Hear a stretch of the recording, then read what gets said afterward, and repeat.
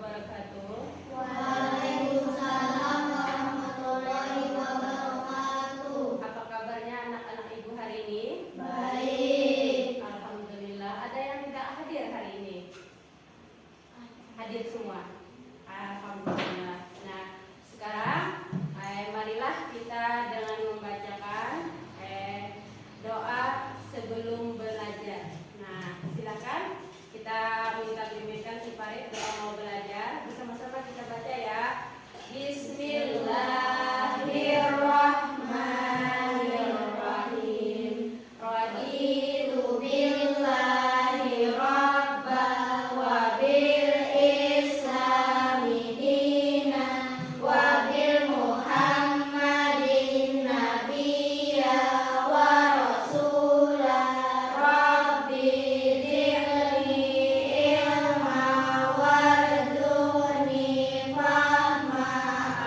Amin. Terima kasih kepada anak ibu. Nah, masih ingat tentang pelajaran kita hari kemarin yaitu tentang surah Al-Ma'un. Al-Ma'un artinya masih ingat? Barang-barang berguna. Nah, kita mulai dengan pembelajaran yang pertama yaitu di sini ada yang akan ibu bacakan, yaitu tujuan pembelajaran kita hari ini adalah siswa mampu membaca Quran surah Al-Ma'un dengan baik dan benar. Nah, siswa dapat membaca hukum bacaan mim sukun serta menemukan solusi nyata untuk membantu anak yatim. Nah, sekarang di sini ada, perhatikan gambar berikut ini. Gambarnya ada gambar apa sih Nak? Pertama ada gambar anak sedang baca Al-Quran dan di sini sedang memberikan kepada fakir miskin. Nah, ini berkaitan Nak. Nah, gambar ini antara dua ini berkaitan antara yang mengaji, membaca Al-Quran dan memberikan kepada fakir miskin. Nah, di sini ada lafal Quran surah Al-Ma'un.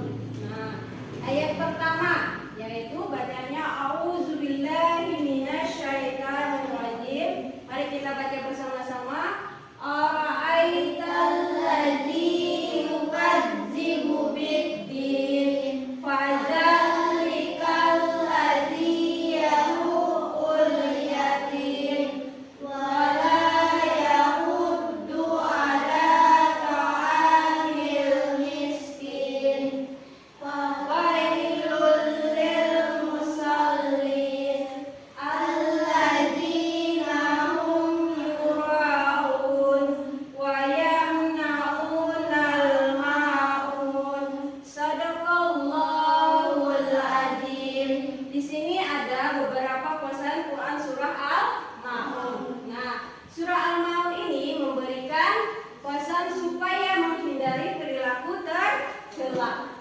Apa itu perilaku tercela? Perilaku yang tidak baik. Nah, surah Al-Ma'un menyebutkan sebagai pendusta agama. Nah, kenapa jadi disebutkan dengan pendusta agama? Nah, pada ayat ke-1 dijelaskan.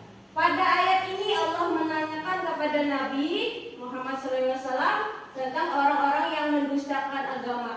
Pendusta agama itu disebut sebagai ingkar terhadap hari kiamat. Nah, sekarang ayat kedua. Pada pendusta agama adalah orang-orang yang menghardik anak yatim. Tahu yang menghardik anak yatim? Yang menyia-nyiakan anak yatim. Nah, yaitu mereka yang menyakiti hatinya, berbuat zalim dan menggunakan hak mereka secara tidak adil serta tidak peduli terhadap hidup mereka. Nah, yang ayat ketiga menjelaskan segeralah berbakti kepada siapapun, khususnya kepada fakir miskin. Nah, di sekeliling kita jangan membiarkan tangan kita terbelenggu. Nah, berat membantu orang lain. Lagi. Nah, ini ayat keempat. Celakalah orang yang sholat tetapi memiliki perilaku tercela. Artinya perilaku yang tidak baik. Nah, Allah mengancam kepada orang-orang yang sholat tetapi tidak sampai ke hatinya. Seharusnya semakin khusus sholatnya maka semakin terpujilah akhlaknya. Artinya tingkah lakunya. Nah, orang yang lalai sholatnya di antara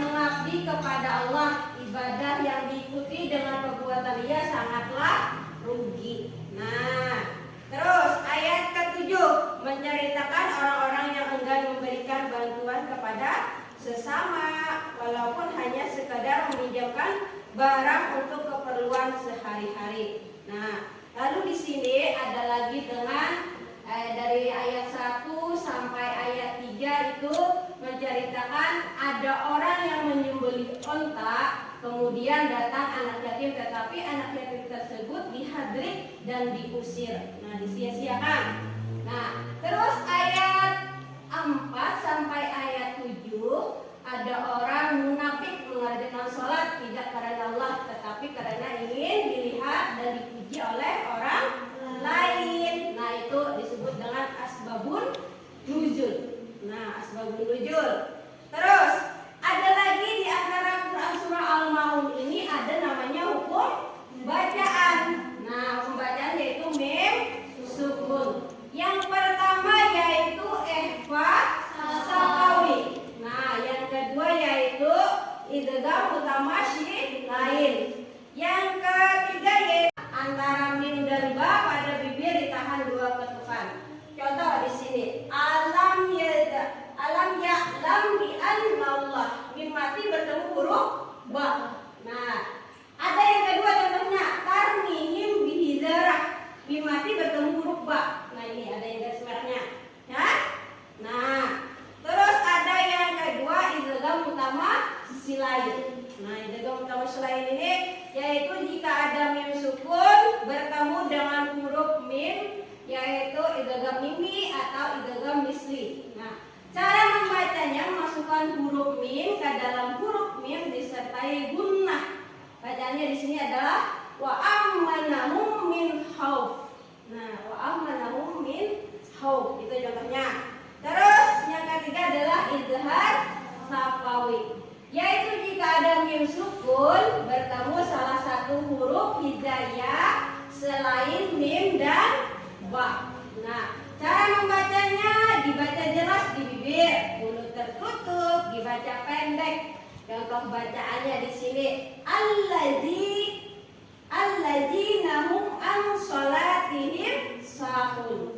Alladzina hum yura'un. Ini adalah mim mati bertemu huruf ain yang pertama. Terus yang kedua itu mim mati bertemu huruf ya. Nah, alladzina hum yura'un. Nah, terus di sini Ibu minta tentang dari ayat 1 sampai ayat ke-7 karena Quran surah Al-Maun terdiri dari ayat 1 sampai ayat ke-7. Di sini akan Ibu berikan tugas kelompok namanya. Nah, tugas kelompok nasib ini dibagi beberapa ya. Biasanya kelompok ada berapa orang? 6. Nah, misalnya 6 orang. Nanti kita bagi ya. 6 orang kelompoknya. Nah, contohnya anggota-anggotanya di sini adalah Jihan, Mira, Rafa, dan Rizky. Nah, di sini sudah siap kita bagi kelompoknya? Sudah siap. Nah, sudah siap. Nah, lalu di sini ada contohnya, bentuklah kelompok kecil dan diskusikan pertanyaan-pertanyaan berikut. Nah, apa yang kamu ketahui atau kalian lakukan jika melihat anak yatim? Yang kalian ketahui akan membantu. Nah, akan membantu. Yang kedua, bagaimana cara kamu mengajak teman kamu untuk ikut? Nah, ikut berbagi kepada fakir miskin.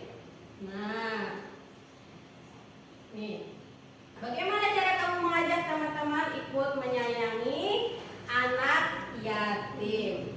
Terus di sini ada beberapa kesimpulan dari Quran surah Al-Maun dari ayat 1 sampai ayat ke-7.